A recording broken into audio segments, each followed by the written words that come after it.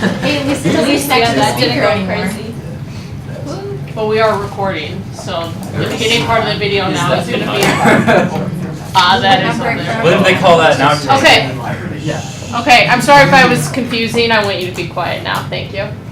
Do you make separate videos for the periods? Well, 8th period never gets through anything, so no. Oh. The first video. They listen to Hi, Mom. No, because I didn't have the patience to use the pen Yeah. before, so hopefully I do now. Okay, so basically our objective is that we're going to do a hypothesis test for mean. Okay, so here's the example that you guys have on page 22. So it says the level of dissolved oxygen in a stream or river is an important indicator of the water's ability to support aquatic life. A researcher measures the dissolved oxygen level at 15 randomly chosen locations along the stream. Here are the results in milligrams per liter.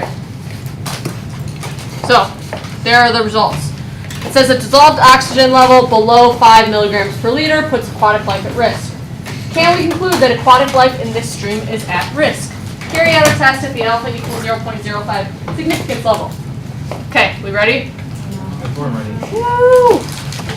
Love phantoms. Do you have any phantom? Okay. Okay, so first thing that changes is the symbol, just like panic. This time we're going to use mu instead of pi. So we're going to say let mu be the population mean.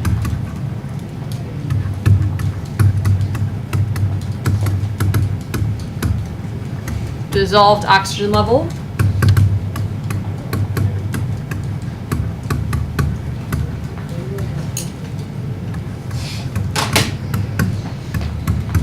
Next is the H. That's the same as before. You're going to write your null and your alternative.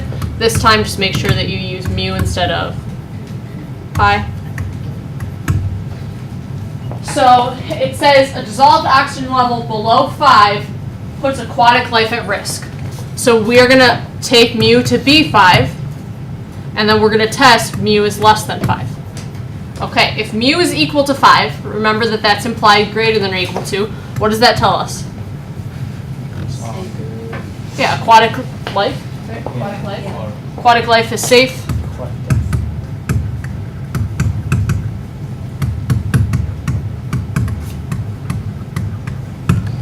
Okay, if the mean is less than 5, that tells us that aquatic life is at risk.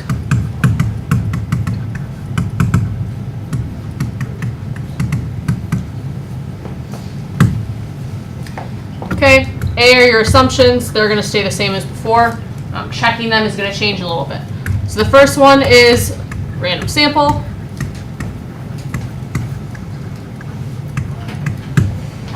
Okay, it says 15 randomly chosen locations. So I'm going to say yes stated. What's our second assumption? Approximately normal sampling distribution.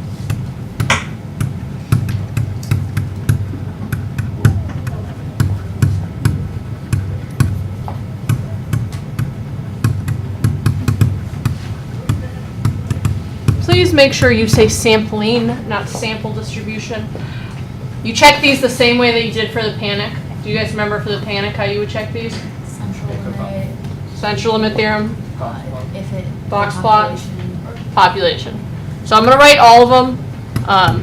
The first one that you want to check is the population normal? The only way to check this is you will be told the population is normal. So this obviously does not apply. B is going to be the central limit theorem. This applies when n is greater than 30. I think we have 15 here, so that doesn't apply. And then for the third one, you're going to look at a box plot of the sample.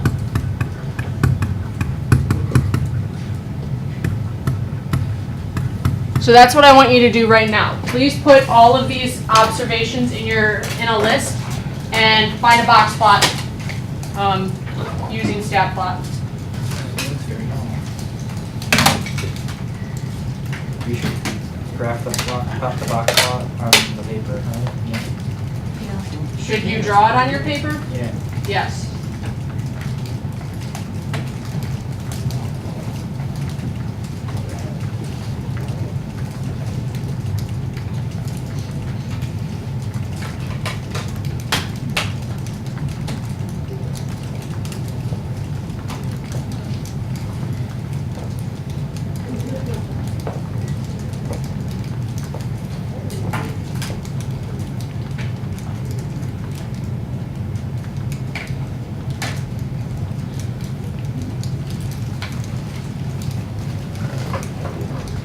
Okay, my box plot looks fairly symmetric. Yeah.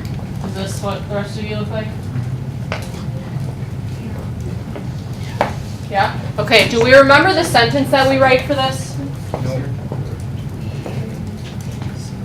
It's approximately normal because there's no outliers or something else. Something like that. Okay, so the way I write it is because there is no extreme skewness or outliers.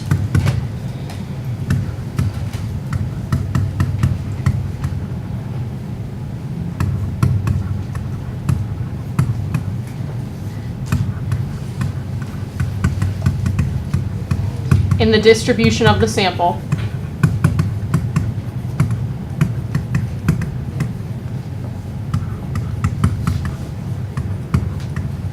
And then in parentheses, I'm going to put as seen in box plot.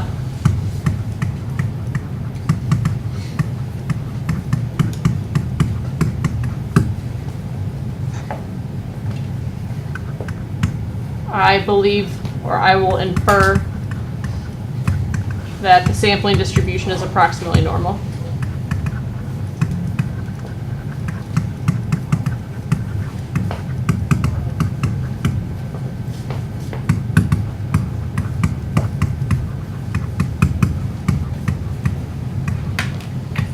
And then this is where you're going to draw your box plot. It doesn't have to be super accurate, just do the best that you can.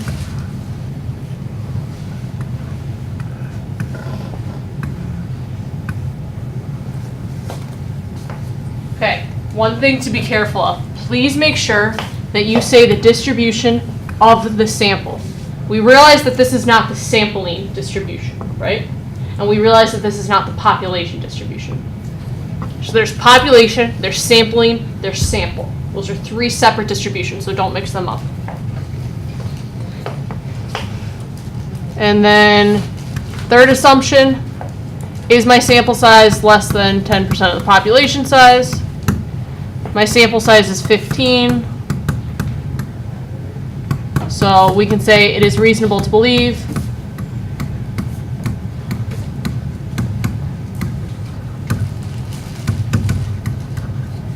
that there are more than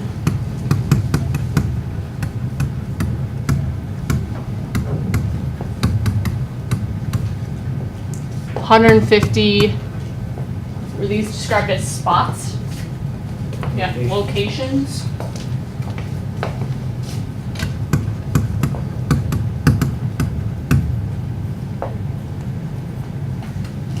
In this stream.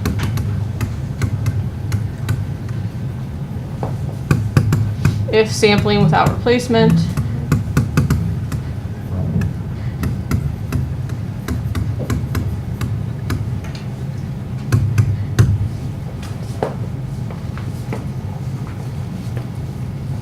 Okay, all of this sound familiar? Mm-hmm. Sorry, my handwriting is so bad. It's really hard to write straight. Okay, I think I can go back.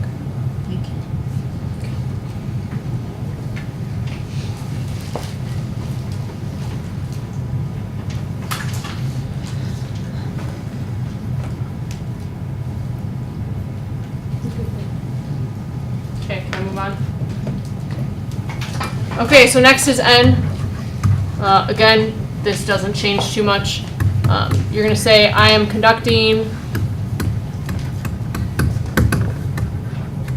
a lower-tailed,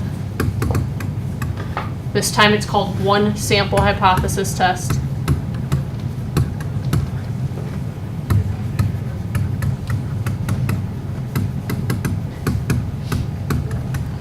For population mean.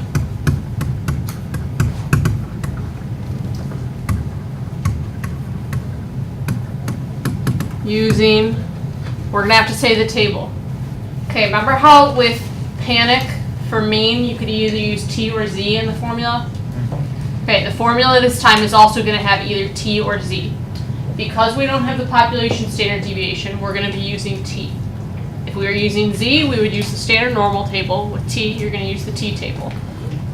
So we're going to use the T critical values table.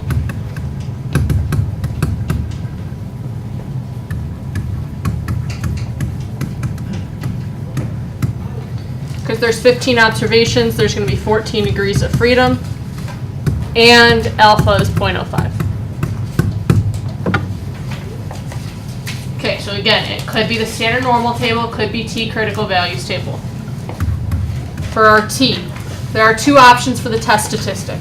The first one is T equals, anybody have a guess? No. This is the one for proportion.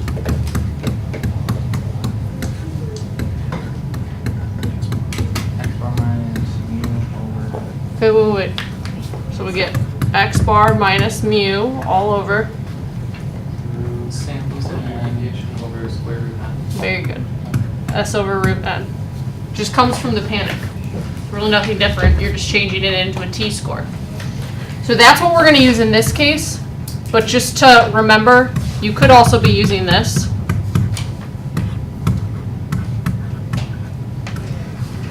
So just kind of keep that in the back of your mind.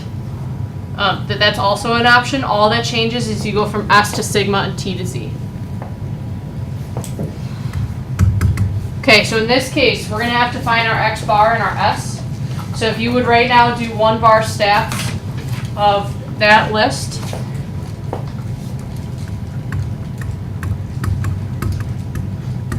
I got 4.7713 repeating for X bar minus 5.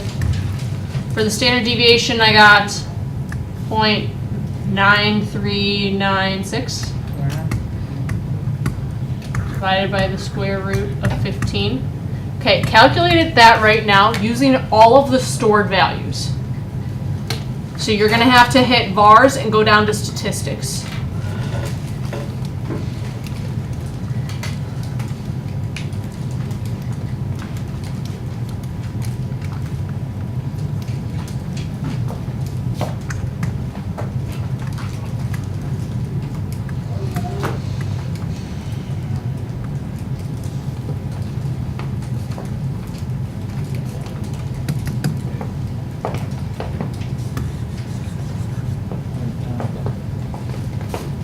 I got negative 0.9426. Okay, some of you looked at me confused, and then some of you just looked at me. Yeah? Yeah. That's right? Yeah. Anybody want assistance with that? Oh, I put in the wrong word. Okay, just make sure you put parentheses. Like this should be in parentheses, this should be in parentheses. Okay, so that's our T part. Always the figure, and yes, you still have to draw a figure.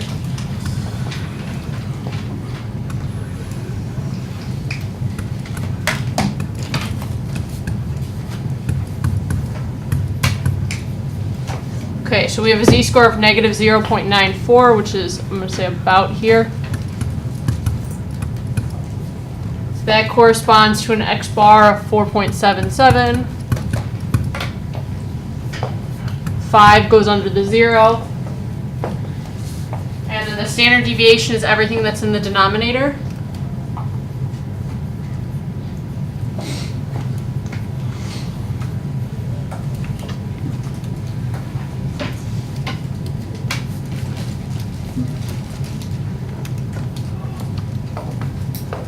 So this is 5.24.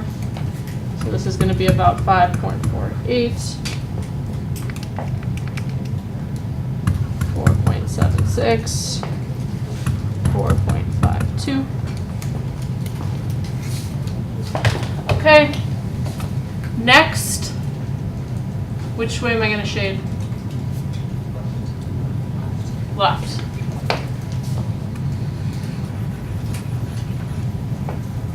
So I'm looking for the probability that T is less than or equal to negative 0.94.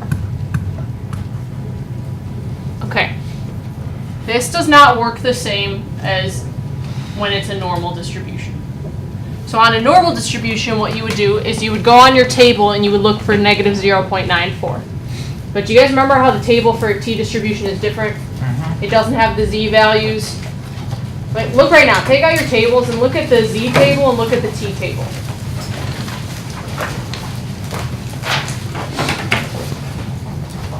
The way that the Z table is organized is along the left-hand side, you have the z-scores, and then the body of the table has probabilities, right? With me? The t-table, on the other hand, on the left-hand side, you have degrees of freedom, and then in the middle of the table, you have t-scores. With me? So it works differently. So I'm going to show you how to use this t-table. Okay, we have 14 degrees of freedom. Right? Yeah. Right? Yeah. Yes. Okay. I don't know why that one is circled, because that's not the right value. But okay. Okay, so ignore that one, because that's not the correct t-score. So what you're going to do is you're going to look for where your t-score falls. Now the first thing that you're going to notice is everything is positive. So on the t-table, they only look at these upper tails. They don't consider the lower tail. So instead of negative 0.94, we're going to look for positive 0.94. So positive 0.94 is going to be somewhere in there, right? So then you look up.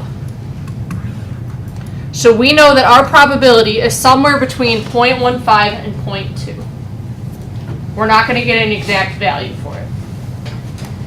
It's going to be the same even though our t-score is negative, because if you remember, the upper tail is going to be symmetric to the lower tail.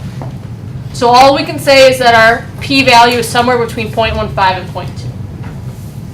Does that make sense?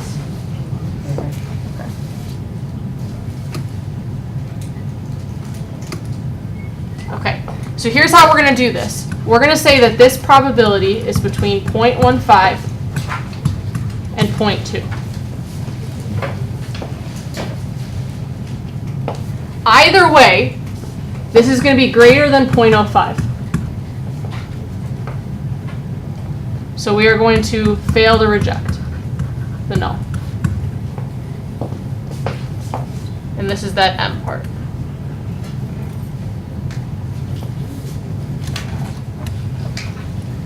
S is the last part. That's our conclusion.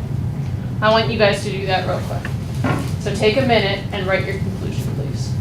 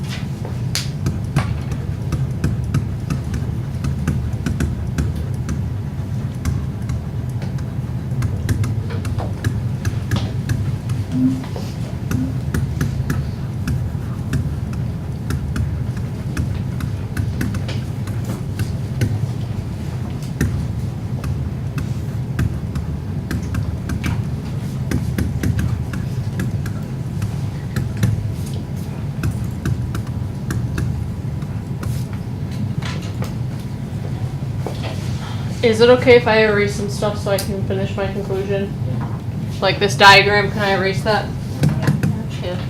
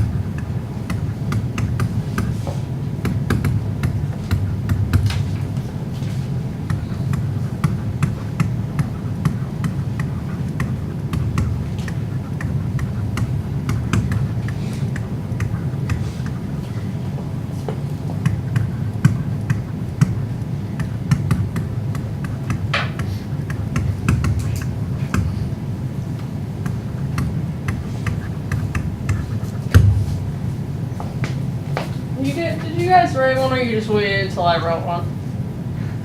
I wrote the first part, Oh, the second okay. part. Okay, so based on my analysis, I fail to reject the null, as there's insufficient evidence to believe that the population mean dissolved oxygen level is less than 5, therefore that aquatic life is at risk. The probability of obtaining a sample mean of 4.77, assuming a population mean of 5, is not rare enough to doubt random chance fluctuations about mu. What is that last sentence saying?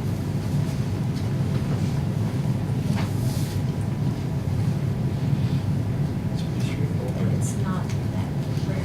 It's not uncommon Yeah. to our sample. Yeah, so this is saying it's pretty common to get our sample statistic assuming that our null is true. So we just think that the difference between our sample and the mean just happened because of chance. Just because of random chance fluctuations. Okay, and then what I'm going to have us do is write one last sentence. So the question asks, can we conclude that the aquatic life in this stream is at risk? So I want you to write another sentence that specifically answers that question. So we're just going to say, no, we cannot conclude.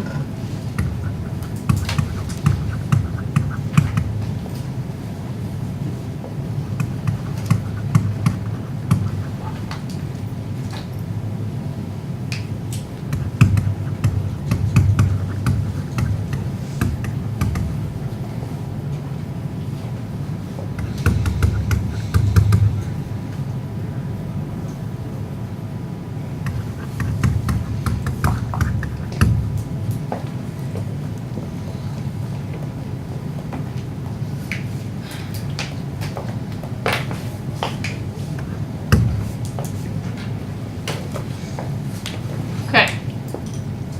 So that's pretty much what you guys have been doing. What has changed from proportion to mean? Equation for The equation for the test statistic. one sample. Oh, yeah, we have one sample. It's one sample instead of a large sample. What else? Assumption. The assumptions. That's pretty much it. Everything else is the same. Do we have any questions? No questions at all? Okay.